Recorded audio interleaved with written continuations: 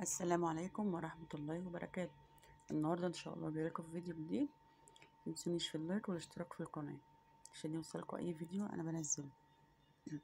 النهاردة بقى كنا في المصيف كده، قلت اصور معاكم. هنا بقى كنت عملت فراخ مشوية علشان ناخد الاكل معانا، شويتها كده في الفرن وولعت لها طبعا حتة فحم، قطعة فحم كده وحطيتها لها. شايفين ما شاء الله. وعملت كمان رز بسمتي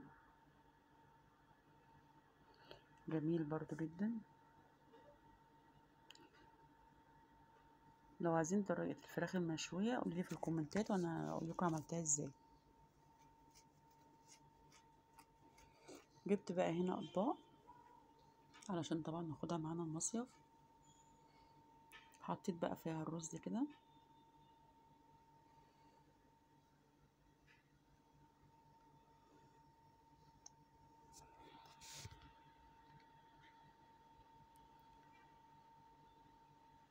بالشكل ده كده. رز بسمتي ما شاء الله جميل جدا. كانت الفراخ بصراحة جميلة والله. حط عليها بقى كده الفراخ المشوية. الله على الجمال. اتفضلوا معانا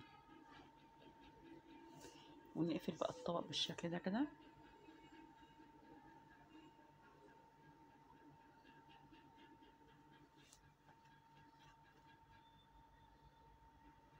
نعمل بقى مع بعض طبق تاني.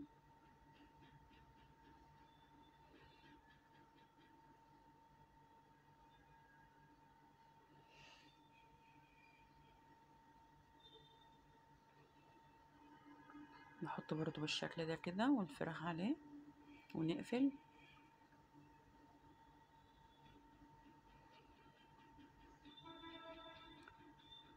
وطبعا كنا بقى واخدين عصير معانا وحاجة ساقعة. طبعا عملنا اطباق رز بلبن بس طبعا ما صورتهاش، وشيبسي بقى والحاجات دي يعني. وده كان غدانا النهارده كده في المصيف. اشوفكم في فيديو اخر ان شاء الله.